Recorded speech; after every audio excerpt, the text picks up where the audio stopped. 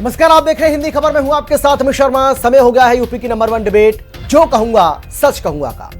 UP की सियासत में यह कहा जाता है कि जिसके साथ प्रबुद्ध समाज उसी का हो जाता है लखनऊ, मतलब वही लखनऊ की गद्दी पर राज करता है। और सपा के प्रबुद्ध सम्मेलन ने इसी ब्राह्मण वोट बैंक के लिए सियासी जंग तेज कर दी है। अखिलेश यादव अब सिर्फ पीडीए के भरोसे नहीं है, बल्कि 12% ब्राह्मणों को साधकर सत्ता का नया रास्ता तलाश रहे हैं, जिसने बीजेपी खेमे में खलबली मचा दी है। दोनों डिप्टी सीएम से लेकर समाजवादी पार्टी के खिलाफ बगावत का झंडा बुलंद करने वाले मनोज पांडे और अभय सिंह भी सपा को आईना दिखा रहे हैं और दावा कर रहे हैं कि स्वाभिमानी ब्राह्मण हमेशा राष्ट्रवाद और बीजेपी के साथ ही रहेगा। लेकिन यह भी उतना ही सच है कि अगर समाजवादी पार्टी ब्राह्मण वोट बैंक में सेंध मारने में कामयाब रही तो बीजेपी के लिए मुश्किलें खड़ी हो सकती हैं। 2014 से अब तक यही देखा गया है कि करीब 80% ब्राह्मणों का वोट बीजेपी को मिलता रहा है, जिसमें अखिलेश यादव समाजवादी पार्टी सेंधमारी की कोशिश कर रही है।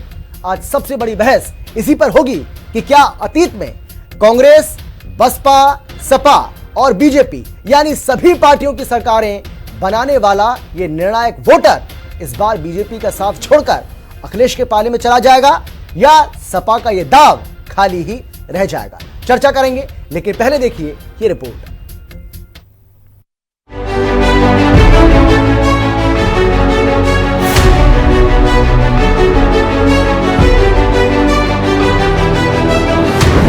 पीडीए संघ ब्राह्मणों को साधने का प्लान, सपा के सम्मेलन पर सियासी घमासान, सिर्फ पीडीए के ही भरोसे नहीं है अखिलेश। ब्राह्मण सम्मेलन पर मचा सियासी क्लेश। क्या उत्तर प्रदेश की सियासत में साइकिल की रफ्तार अब ब्राह्मण ही तय करेंगे? क्या अखिलेश यादव को समझ आ गया है कि सिर्फ पीडीए के बूते लखनऊ का सिंहासन दोबारा नहीं जीता जा सकता? दरअसल राजधानी लखनऊ में सपा के बैनर तले ब्राह्मणों का एक बड़ा रेला उमड़ा। दावा किया जा रहा है कि इस प्रबुद्ध सम्मेलन में 5 लाख से ज्यादा लोग जुटे, जिसने सत्ताधारी बीजेपी के माथे पर चिंता की लकीरें खींच दी हैं। अखिलेश यादव अब यादव मुस्लिम की पुरानी छवि को तोड़कर एक नया सामाजिक समीकरण गढ़ रहे हैं, लेकिन इस पर बीजेपी ने ऐसा तीखा पलटवार किया है जिसने सूबे की राजनीति को हिला कर रख दिया। सपा के इस ब्राह्मण प्रेम पर यूपी के डिप्टी सीएम केशव प्रसाद मौर्य ने बिना वक्त गवाए करारा तंज कसा। केशव प्रसाद मौर्य ने कहा कि 100 चूहे खा के बिल्ली हज को चली है।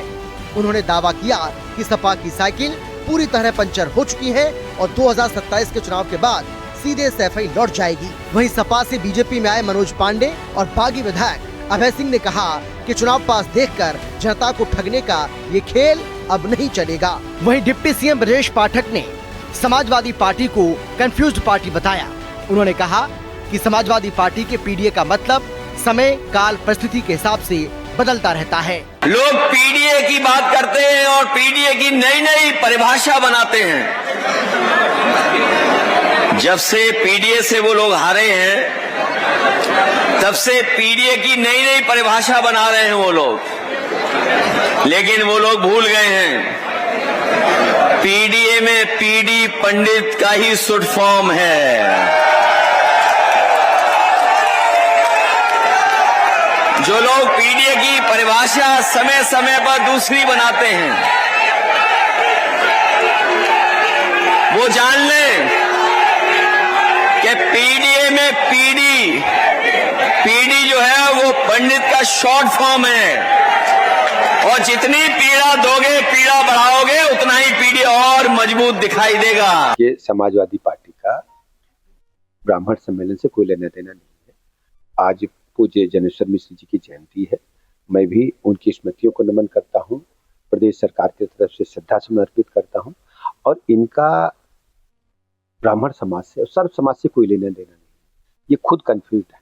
कभी पीडीए की बात करते हैं, कभी अगड़े को अगड़ा बताते हैं, कभी अगड़े को अल्पसंख्यक बताते हैं और कभी कुछ नया फार्मूला लेके चले आते हैं। केवल तुष्टीकरण की पॉलिटिक्स में लिप्त है, वोट बैंक बन जाए, काम इन्हें करना नहीं है। जब सरकार आती है तो गुंडई को बढ़ावा देते हैं, अराजकता को बढ़ावा देते हैं। जनता इन्हें नकार चुकी है और लोकतंत्र में इनका कोई भरोसा नहीं। सपा के लोग कैसे कहते ना, लोकतंत्र में कोई भरोसा नहीं। समाजवादी पार्टी सदन चलाने में ही भरोसा नहीं देती। लेकिन अब सवाल यह है कि आखिर अखिलेश यादव के लिए ब्राह्मण इतने जरूरी क्यों हो गए हैं? दरअसल यूपी में लगभग 11 से 12% ब्राह्मण आबादी है। विधानसभा की 100 से अधिक सीटों पर इनका सीधा असर है। पूर्वांचल और अवध कई जिलों में 15 से 20% तक आबादी है। मोदी लहर के बाद से यानी 2014, 2017, 2019, 2022 और 2024 के चुनावों में ब्राह्मण समाज का लगभग 80% से अधिक वोट एक मुश्त होकर बीजेपी के पाले में खड़ा रहा है, जिसमें अखिलेश यादव सेंधमारी करना चाहते हैं।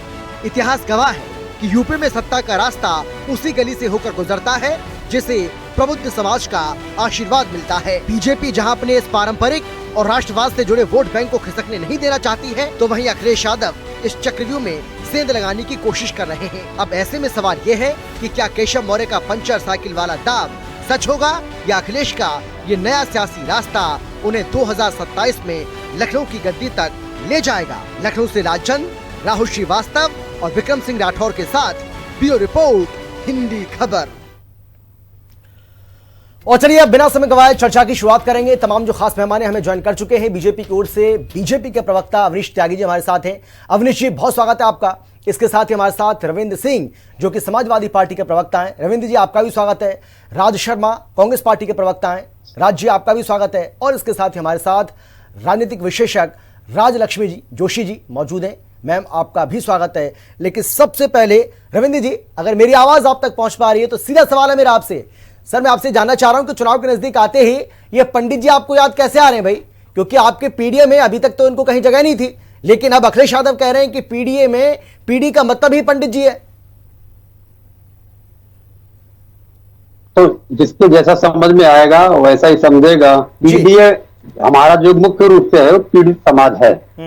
तो इस समय उत्तर प्रदेश में समुदाय के रूप में सबसे ज्यादा ब्राह्मण समाज पीड़ित है।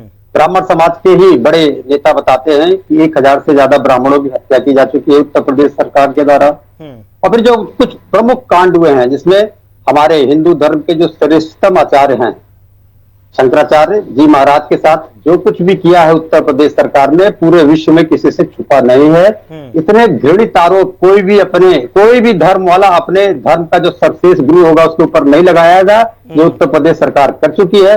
उनके शिष्यों अर्थात बटकों के साथ जो छोटे शिखा पकड़ के खींचा गया और उनकी पिटाई की गई, ऐसा भी कोई नहीं होगा। जबकि उत्तर प्रदेश सरकार को मालूम होना चाहिए, एक बार ब्राह्मण अपनी शिखा बांध ले महाराज चाणक्य की तरह, तो इन्हीं को बीजेपी को घनानंद बनना पड़ेगा।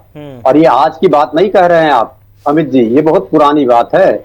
द्वापर की बात है। कृष्ण और सुदामा की दोस्ती थी, बहुत अंतर था, लेकिन कृष्ण सुदामा की दोस्ती थी, ये है और रहेगी।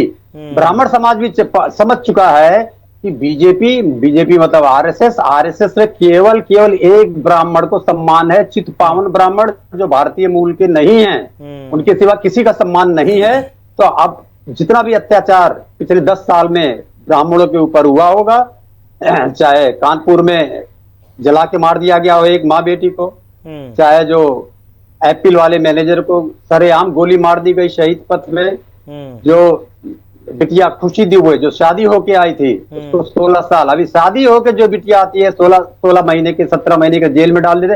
हर बार समाजवादी पार्टी खड़ी हुई है। हमने परशुराम जयंती बनाई है। ये सारी बातें आपकी, परशुराम का हम लोग मूर्ति लगवाएंगे, जितनी भी बातें आपने की अनावरण करेंगे। रविंद्र जी, ये जितनी भी बातें आपने की हो सकता है कि ठीक हो सकती है, लेकिन क्या ये भी उतना ही सच नहीं है कि समाजवादी पार्टी के एक राष्ट्रीय प्रवक्ता ने ब्राह्मणों के लिए, पंडितों के लिए कैसे कैसे शब्दों का प्रयोग किया, किस तरीके की कहानियां सुनाई गई? क्या यह सच नहीं है? तो क्या ब्राह्मण समाज उसको भूल पाएगा चुनाव के नजदीक आते आते? या उतना ही सच है जितना भारतीय जनता पार्टी का प्रोपोगंडा सेल और चरित्र हनन गिरोह उन्होंने जो बात कही थी, तो प्रोपेगेंडा था तो उन्होंने माफी क्यों मांगी? वो माफी क्यों मांगते दिखाई पड़ रहे थे? आप बोलेंगे या मैं बोलूं? नहीं, आप बोलिए, मैं तो बोल चुका हूं जितना बोलना। तो सुन लीजिए, बोलिए। तो सुन लीजिए, उन्होंने माफी कहीं भी नहीं मांगा है। एक प्रसंग है जो आया हुआ है ग्रंथों में, उस प्रसंग को उन्होंने पढ़ा था। उस प्रसंग को पढ़ने के बाद ये जो चरित्र हनन गिरोह और प्रोपोगंडा मिनिस्ट्री है वो ऐसा ही अर्थ लगा रहे थे ब्राह्मण समाज समझता है। अरे तब ब्राह्मण समाज क्यों नहीं समझता है? जब एक व्यक्ति कहता है कि 3 प्रकार के ब्राह्मण नीच होते हैं, एक व्यक्ति कहता है कि ब्राह्मण औरतों को जब पेट से होना पड़ता है, तो ये क्रिया करनी पड़ती है। तब बीजेपी क्यों लेके उन लोगों को उड़ती है? अभी बीजेपी का पूरा चरित्र पूरी तरीके से कम ब्राह्मण समाज, भारत और पूरा विश्व समझ चुका है। अब बीजेपी की वही हालत होनी है जो अभी हंगरी में हुआ है। अब बीजेपी की वही हालत हुई है जो नाजी जर्मनी का हुआ है। बीजेपी कहने में डरेंगे, आरएसएस कहने में डरेंगे। ये चलिए कोई बात नहीं, इसके लिए तो थोड़ा इंतजार करते हैं सर। ये तो भविष्य के गर्त में छिपा है कि पंडित जी कहां जाएंगे, लेकिन फिर भी अवनीश त्यागी जी, अखिलेश यादव पंडित जी को प्रणाम कर रहे हैं। 2027 के चुनाव के नजदीक आते आते ये प्रणाम अब लगातार बढ़ता जा रहा है। अब तो उनके शरण में जा रहे हैं, सम्मेलन हो रहे हैं। आपने देखा भी होगा लखनऊ में आज क्या कुछ हुआ, और वो कह रहे हैं कि भाई आप ये कैसे कह सकते हैं कि हमारे पीडीए में पंडितों की जगह नहीं है। वो तो कह रहे हैं भाई पीडीए का मतलब ही पंडित है, पीड़ित पंडित। देखिए अमित जी, अखिलेश यादव कालनेमी है जो सत्ता के लिए कुछ भी कर सकते हैं। सत्ता हड़पने के लिए, सत्ता की चाहत में ये अपने पिता के साथ भी कर सकते हैं, अपने चाचा के साथ भी कर सकते हैं, ये किसी के साथ कुछ भी कर सकते हैं। झूठ बोल सकते हैं, रंग बदल सकते हैं, गिरगिट की तरह चाल बदल सकते हैं, किसके सामने नतमस्तक हो जाएं, किसकी कुछ क्या करने लगे, ये इनसे बेहतर कोई नहीं जानता होगा। तो अखिलेश जी जो कर रहे हैं ये ऐसे हैं कि इनकी पार्टी का प्रवक्ता ब्राह्मणों को क्या कह रहा है पूरी दुनिया ने देखा है, सब चैनलों में चला है, उसने क्षमा भी मांगी है। दुर्भाग्य यह है कि मीडिया में इस वक्त जो बैठे हैं, जो डिबेट में बैठे हैं, वो भी सच बोलने की साहस नहीं कर पा रहे। वो नहीं कह रहे कि किस तरह से उसने माफी मांगी और उसने किस तरह से ब्राह्मणों को।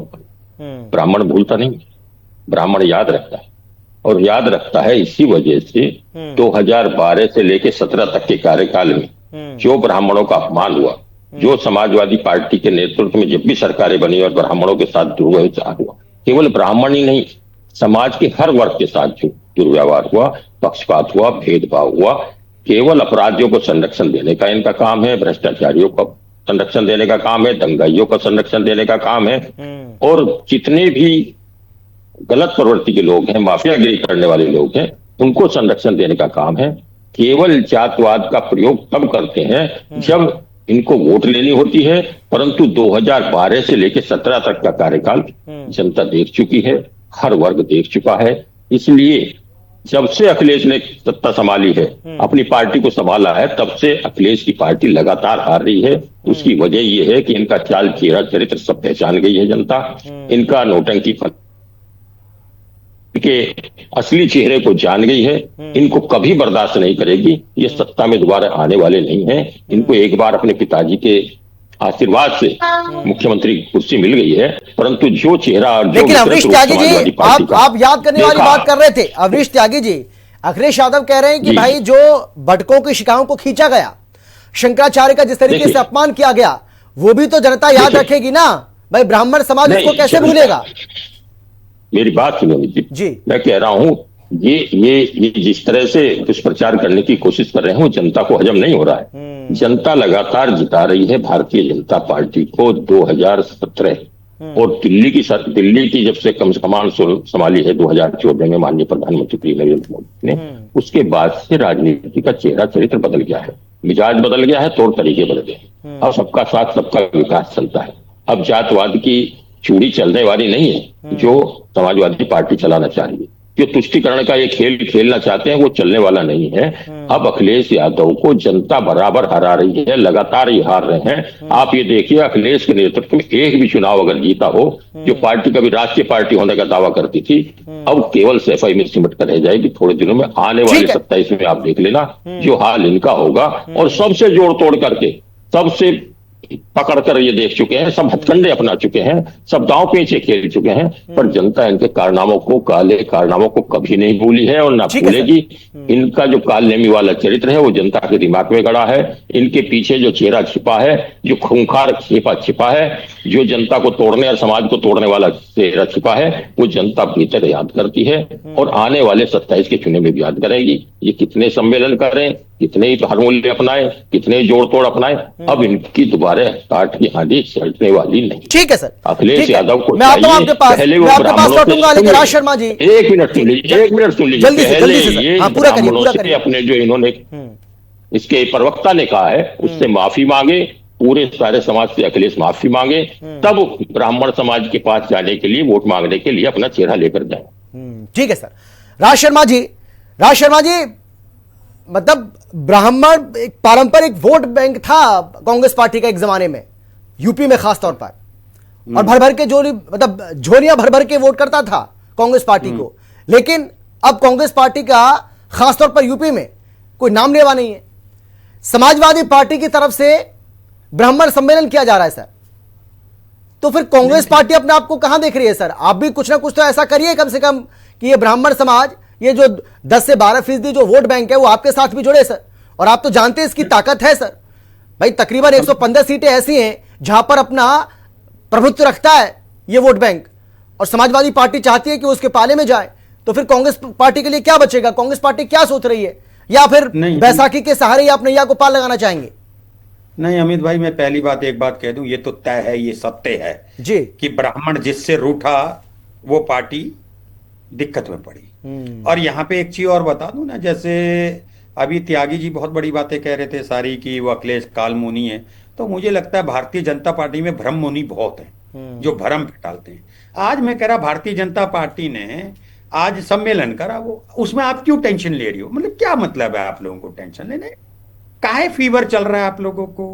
अभी आप बोले हो, त्यागी जी बोले हो, बहुत अच्छा सॉफ्टली बोल रहे हो, ठीक है, मेरी बात भी सुन लें। और एक और बात बताऊंगा त्यागी जी आपको, जहां बॉल फेंकूं वहीं कह देना। किसी भी पार्टी को, अगर मेरी पार्टी की गलती, अभी मैं डिबेट में था, मैंने कहा वो गलती हुई थी, आप नहीं कह पाओगे, बस इतना पूछ लो। हमारी सरकार में सन्यासियों पे गोली चल गई थी, मैंने कहा ये गलती हुई थी। क्या आप ये कह सकते हो कि योगी जी ने गलती करी थी, चुटिया खींच दी थी? अगर चुटिया खींच दी तो ब्राह्मणों ने चुटिया खोल दी। अब तो ये तभी बनेगी जो हमारे सम्मान से जिन पार्टियों ने खिलवाड़ करा है, जब उसको मिट्टी में मिला देंगे। आप बात कर रहे हैं, नहीं करनी है, बात को समझिए। मेरी आवाज मेरा बेटा सुन रहा होगा, मैं घर के अंदर हूं तो मैं ब्राह्मण हूं, बाहर जाता हूं मेरे यादव से भी प्यार है, शुक्ल कास्ट से भी प्यार है, वो एक एंटायरली डिफरेंट थिंग है। लेकिन आप ये बताएं, अगर मुझे एक बात समझ नहीं आ रही है, मान लो अखिलेश जी ने ये कर दिया, ब्राह्मण जुटा लिए, आप क्यों टेंशन ले रहे हो? आप क्यों इतना ले रहे हो? आपको बीजेपी कुछ नहीं देगी, लेकिन एक और होगा, आप बहुत अच्छे व्यक्तित्व, नहीं टेंशन क्यों ना ले भाई? राज शर्मा जी आप बताइए, टेंशन क्यों ना ले भाई? 80% वोट बैंक तकरीबन, मतलब आप सोचिए ना कि एक तरफा वोट पड़ता है ब्राह्मणों का बीजेपी को, और 2014 हो, 2017 हो, 2019 हो, 2024 हो, और 27 में भी हो सकता है कि वोट मिल जाए। अगर उसमें कोई सेंधमारी करेगा और आपको लगता है कि बीजेपी चुपचाप बैठी रहेगी, तो वो कैसे संभव है भाई? अमित भाई मैं एक बात कहना चाहता हूं जी, कि ब्राह्मणों, पहले ब्राह्मण आप ही ने कहा, देखिए कांग्रेस को ही वोट करता था, ये बात तय है। उनका मोहभंग हो गया होगा, किसी वजह से हो गया होगा, और ये प्रोविजन 100% नहीं होता, 80 होता है, 60 होता है, जो भी होता है। बस मैं इतनी बात जानना चाह रहा हूं, हर कोई, हम राजनीति कर रहे हैं, मैं चाहता हूं मुझे आपका वोट मिले, मेरी ये भी ख्वाहिश है कि त्यागी जी का वोट मुझे मिल जाए। बस मैं ये कह रहा हूं, त्यागी जी हाथ जोड़ के कह रहा हूं, जिन्होंने ब्राह्मणों का अपमान किया उनका साथ मत दो यार। हमारे बच्चे हमें माफ नहीं, जहां कह रहा हूं वहीं समझना। अच्छा, राजकुमार भाटी ने क्या ब्राह्मणों का अपमान नहीं किया था राज शर्मा जी? गलत किया, मैंने पहले भी कहा था, और याद रखिए मैं कहता हूं, राजकुमार भाटी ने गलत कहा था, उनको सजा मिलेगी। छोड़ो ना सजा, जिसने ब्राह्मण, गाय और ध्रुव ग्रास का, गाय को काट दिया, ब्राह्मण को गाली दी, ध्रुव ग्रास को सिगरेट पी के डाल के मसल दिया, त्यागी जी कभी तरक्की नहीं पाया कभी। मैं होलिस्टिक आदमी हूं, मैं इधर उधर की बातों में नहीं जाता। मेरे लिए देश पहले है, उसके बाद पार्टी है। मगर आप लोगों की क्या है कि देश बर्बाद हो जाए, पंडित बर्बाद हो जाए, लेकिन बीजेपी का कमल। आप त्यागी जी बहुत अच्छे व्यक्तित्व के इंसान है, आप कमल को सूंघो, मगर उसके नीचे जो कीचड़ पल रहा है, जो देश को मिट्टी में मिला रहा है, जो बच्चों को मिट्टी में मिला रहा है, उसका साथ मत दो। और बस मुझे तो पता क्या, मैं पहले थोड़ा सा डिफरेंट व्यू रखता था भारतीय जनता पार्टी के लिए, लेकिन अब मैं नफरत करता हूं जब से मैंने देखा अशोक की लात लगाने वाला अधिकारी है, चांदी का स्टार लगाने वाला अधिकारी मेरी बेटी की छाती छुए, मेरी बेटी के पीछे डंडा मार दे, और उसमें 2.5 किलोमीटर की दूरी में मेरे देश का अभिभावक बैठा बैठा चुप रहे। नफरत करता हूं ऐसों से, नफरत। आप जो लड़की सोना लाई उसे मरवा दो, जो लड़कियां अपने हक मांग रही उसे मरवा दो। आपकी मां को गाली हो गई तो आप रो लो, और आप दूसरे की मां को गाली दो तो वो आप रामलीला कर रहे हो। नफरत है मुझे ऐसी पार्टी से। मैं हूं ऐसा आंख से आंख मिला के कहोगे। अगर इमरजेंसी के लिए भी कहा था, मेरे नेता ने कहा था, गलत हुआ था। आप लोग क्या कहते हो यार, क्या करते हो बताओ त्यागी जी? आप इतने अच्छे इंसान हो, आप अच्छे हो, आप जैसे लोगों की तरफ लोग देख रहे हैं, युवा आप जैसे लोगों को देख रहे हैं। अच्छा बताओ निवेदन है, राज शर्मा जी, युवाओं को निराश मत करिए। राज शर्मा जी, आपकी जो शैली है बड़ी पसंद आई मुझे, बहुत पसंद आई। बार बार अच्छा कह के सारी बुराइयां उनकी गिना दी और बार बार कह रहे हैं कि आप बहुत अच्छे इंसान हैं, आप बहुत अच्छे इंसान हैं। मतलब आपकी शैली काबिले तारीफ है। ये फंसे हुए हैं ना। अब राज शर्मा जी ने, क्योंकि अमित जी मेरे नाम लेके बात की है, मुझे सीधे से मेरे से सवाल किया है। जल्दी से सर, मैं इन्होंने जो बात कही कि ब्राह्मण जिनसे नाराज होता है, मैं कह रहा हूँ ब्राह्मण ही नहीं, कोई भी प्रबुद्ध समाज का लोग, कोई भी जागरूक व्यक्ति, कोई भी जागरूक समाज अगर किसी शासक से नाराज होता है तो उसको सजा दे। नहीं, यहाँ ब्राह्मण की बात हो रही है, ये डिबेट प्योरली ब्राह्मण के लिए। मैंने ब्राह्मण की बात है। अब राज्य मेरी बात सुन लीजिए, मेरी बात सुन लीजिए। मैंने ब्राह्मण सबसे पहले नाम लिया कि ब्राह्मण समाज ही नहीं, प्रबुद्ध समाज भी कहा मैंने, सभी जागरूक नागरिक भी कहा मैंने। तो इसमें ब्राह्मण समाज मैंने सबसे पहले लिया रहा। सब मेरी बात सुन लीजिए, धैर्य से सुनिए। आप बिल्कुल आप समर्पित आदमी हैं, आप निश्चित रूप से एक जागरूक हैं और अपनी बात मजबूती से कहने के हैं। मैं उसी बात को दोहरा रहा हूं कि लोकतंत्र में ये आम आदमी को हक है, जनता के हर नागरिक को हक है कि अपना वोट दे और अपना शासक चुने, जो उसके फेवर का हो, जो उनके मनमाफिक हो, उनको चुनता है। वो चुनने के नतीजे रिजल्ट में आते हैं।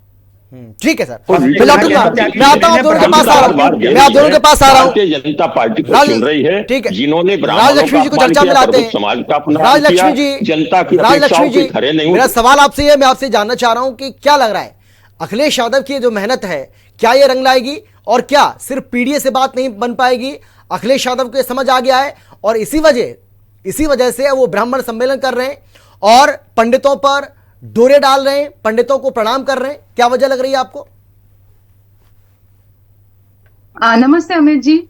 नमस्ते। और देखिए ऐसा है कि देखिए ये जो है अभी 2027 में जो इलेक्शन आने वाले हैं, उसकी जो पूर्व तैयारी चल रही है।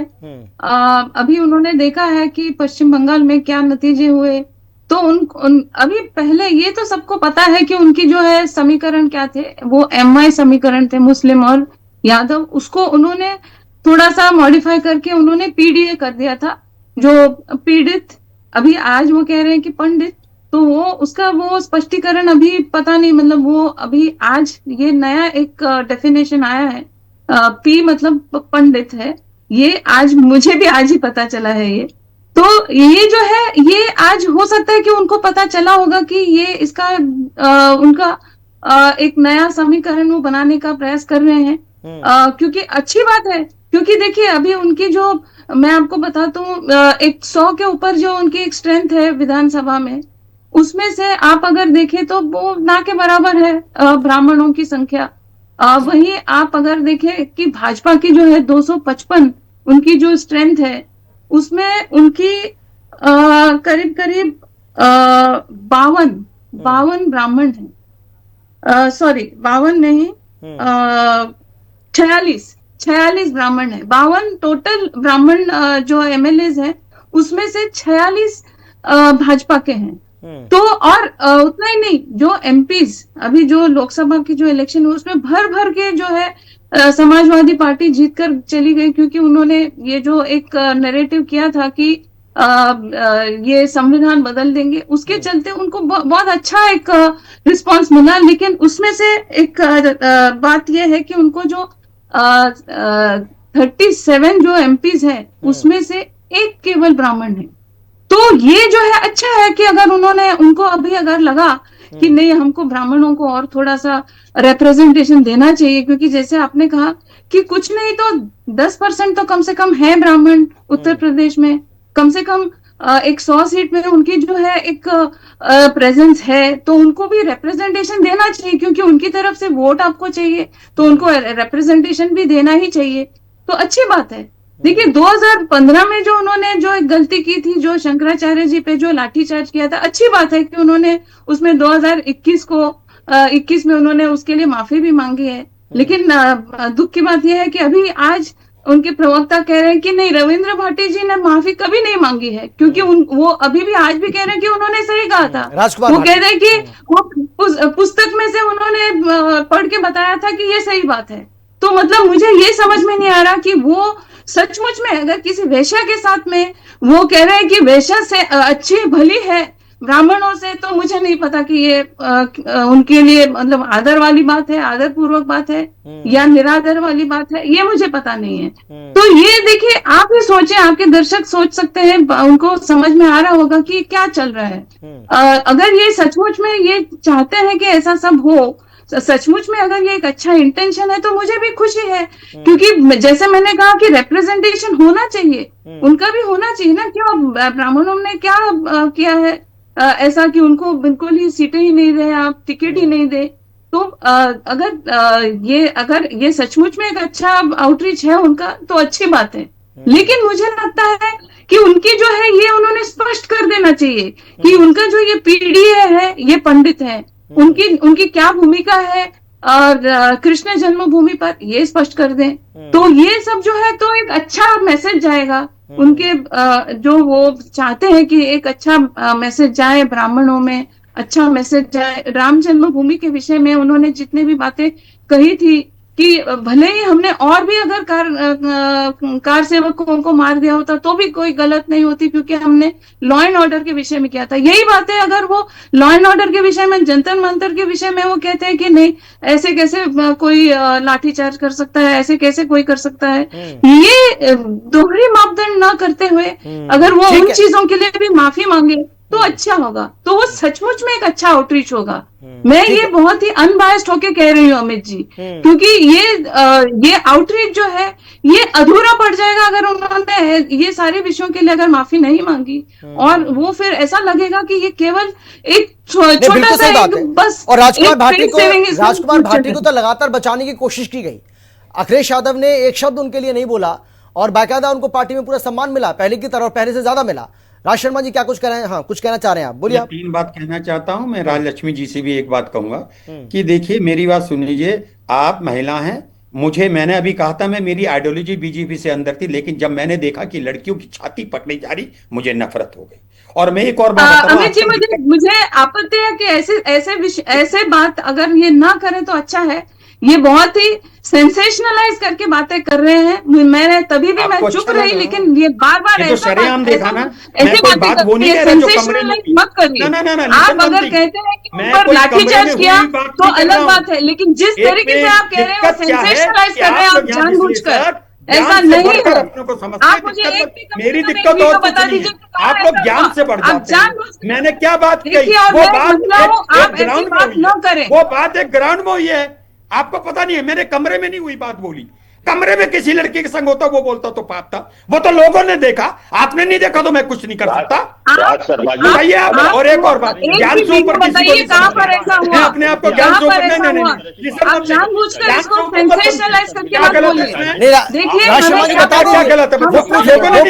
बताइए भाई, हुआ कहां पे हुआ, बता दीजिए। ऐसे शब्दों का इस्तेमाल नहीं करना चाहिए जिनको उनको आपत्ति हो रही है।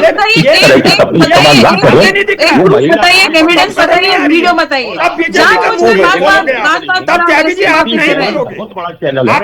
मैं कह रहा हूँ नहीं, मुझे भी आपत्ति है अगर महिलाओं के इस तरह के शब्दों का इस्तेमाल कर रहे हो, महिला की मौजूदगी में कर रहे हो, ये बेहद दुर्भाग्य। अच्छी बात नहीं है, मैं समर्थन नहीं करेगा। मेरे सामने कर रहे हो। अवनीश त्यागी जी आप बोलिए, अवनीश त्यागी जी आप बोलिए। ठीक है, समय बहुत कम बचा मेरे पास, प्लीज एक एक करके सबके पास आता हूँ। अवनीश त्यागी जी, अवनीश जी आप बोलिए, अवनीश जी आप बोलिए।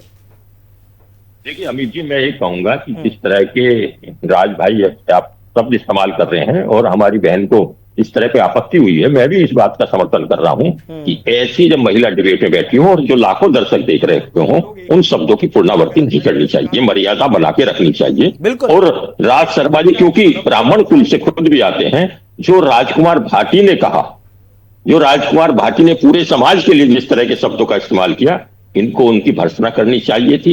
ये बात इधर उधर घुमा रहे हैं, शर्मिंदा इनको होना चाहिए था। इनके गठबंधन में है, अभी हिंदी गठबंधन में है वो पार्टी। त्यागी जी वैसे ही कर दूंगा जैसे चाह रहे हो। सुनिए, राजकुमार भाटी को पार्टी मैंने 20 बार कह दी, अब क्या गोली मार दूं? मेरी बात सुनिए, अगर राजकुमार भाटी को बाहर नहीं निकाला तो इसका साफ मतलब है कि अखिलेश यादव का ब्राह्मण प्रेम बिल्कुल झूठा है, परेड है, वो केवल अवसरवादी है।